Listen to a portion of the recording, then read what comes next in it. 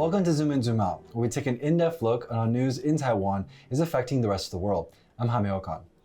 Taiwan's largest annual military exercises, the Han Kuang drills, will take place at the end of July. It's 5 days of live-fire exercises, and Taiwan is going to simulate how it would defend against an attack from China. Beijing has been ramping up its military presence in the region, flying fighter jets and sailing warships around Taiwan. Now, the Han Kuang drills could be a chance for Taiwan to see how it would respond to these types of activities. I was at Taipei Port earlier this week to see a rehearsal of the drills. Soldiers here are training how to move supplies and equipment from the base nearby to the coastline. Now, soldiers dressed in red, those are supposed to be the opposing enemy forces. Now, they're trying to make a beachhead and trying to land additional forces on the beach. Now, Taiwan's job is to use a combination of tanks, amphibious landing crafts, and Humvees armed with missiles to keep them from establishing a beachhead. There was also a reconnaissance drone in the air providing surveillance for the soldiers on the ground. And it wasn't just ground forces. Navy and Coast Guard ships were also in the vicinity, providing extra support and laying mines in case of an additional landing. This is all just a rehearsal for the upcoming Han Kuang military exercises. Those take place at the end of the month and last for 5 days. It's the country's largest annual drills, and Taiwan is going to simulate how it would respond to an attack from China.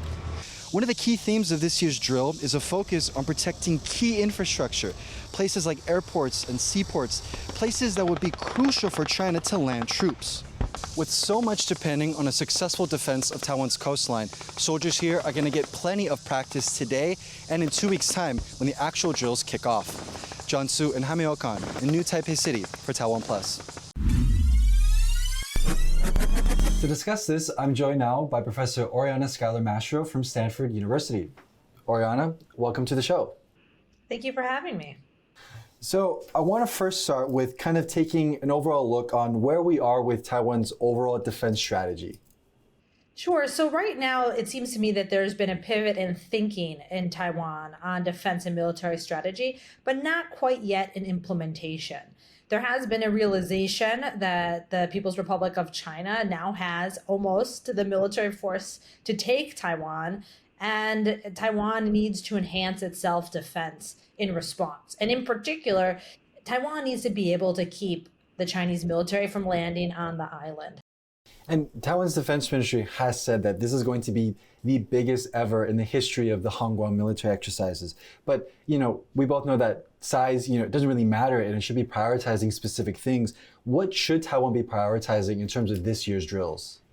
Well, there's always a difference between the message that Taiwan might want to send to the PRC and what the reality is. In my view, the reality is that Taiwan is not going to be able to defend itself without direct military intervention from the United States. This is also what the PRC military is thinking. So the most important message to give China is that Taiwan can hold out. The military of Taiwan can defend the island for at least a month.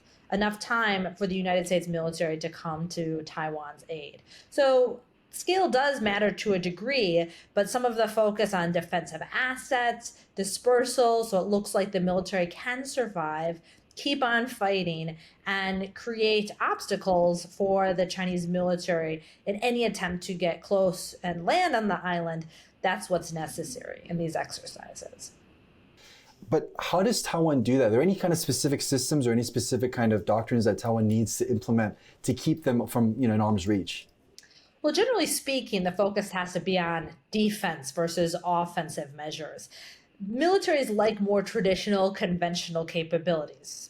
The United States is just like Taiwan, right? The Air Force prefers to have fighters versus just air defense systems. But generally speaking, the Taiwan military is too small to be able to inflict enough costs on Beijing to make that really affect the thinking. Instead, Taiwan has to make it so that the military cannot achieve its goals. So the difference here in military speak is between denial versus punishment. Along those lines, Taiwan needs to invest much more in defensive capabilities. We're talking sea mines more than submarines, air defense systems more than offensive long-range missiles. And as long as the PRC thinks it cannot land in a timely manner, I don't think China is going to do it. So the good news is China is very easy to deter. The bad news is Taiwan and the United States haven't taken the necessary measures yet to ensure that deterrence holds. And one last question on that note: do you think that sort of asymmetric strategy is effective in deterring Beijing, or is there maybe another strategy that might be more effective, maybe a balance of both offensive and defensive, or what do you think is the most effective in deterring that kind of conflict from spreading? Honestly speaking, the balance of power is so skewed in Beijing's favor when you compare the military power of Taiwan to that of Beijing. Of course, if you ask me, in an ideal world, should Taiwan have all the capabilities available to a military? Sure, of course, it's better to have the ability to hold Chinese military bases as well as cities at risk and be able to defend Taiwan itself. But it's my understanding, given limitations of personnel, right, the Taiwan military is much smaller, right? Probably, depending if you count reservists, between an eighth or a 12th of that of the Chinese military.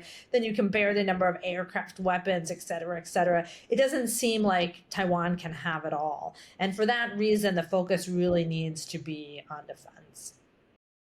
And that defense posturing, right? Is there any sort of specific lessons kind of broadening out from Ukraine that it's picking? Because, Ukraine's army isn't that big compared to Russia's, but instead of systems and backing from the West, does have these smaller mobile arms that can put up a fight. Is there any kind of lesson that Taiwan is picking there, would you say? So I think there are some lessons learned, but this is more on the soft side, on personnel and training. The bottom line is the situation for Taiwan is much more difficult than that of Ukraine for a number of reasons. One being an island, once the war starts, countries like the United States will not be able to supply Taiwan.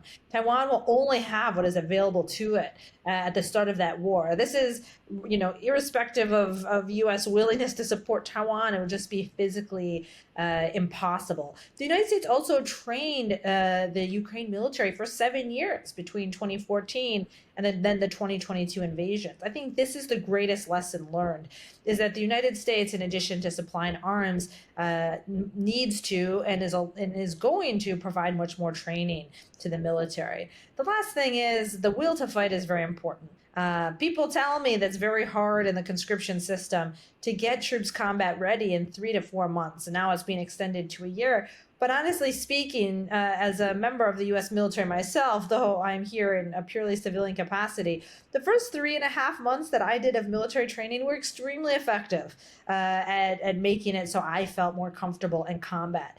But it does take a bit more acceptance of risk than maybe Taiwan society is willing to accept at this point. So there needs to be a change in thinking, primarily to ensure that Taiwan is ready to deal with the threat that is the PRC. And I just wanted to take a bit of a moment to zoom out a little bit on this kind of aspect, because the Taiwan Strait is an incredibly important shipping lane for countries in the region like Korea and Japan. And one of the things that China has been kind of doubling down on are these kind of aerial and kind of maritime simulated blockade exercises around Taiwan. I kind of just want to ask you, if China was actually going to maybe conduct this sort of maritime blockade, what can we see from a reaction from Taiwan and from the United States? So I think blockades are 100% in our future. There's different levels of blockade, however. China can do something from like an administrative blockade in which there are long delays. They say they have to inspect everything before it goes to Taiwan. I can envision in the future to signal their discontent. China says that they're going to conduct a 7 to 14-day blockade of Taiwan. And then, of course, what you're referring to is the much more serious scenario in which, Taiwan is fully under a blockade, potentially to get Taiwan to capitulate to PRC rule. Now, that scenario, I think, is highly unlikely because it's very risky. If Taiwan can hold out for 30 days, the blockade gives the United States exactly the amount of time it needs to come to Taiwan's aid. Economically, it will be extremely costly for Taiwan and also for the region. I think we have to keep in mind, however, how important Taiwan is to the PRC.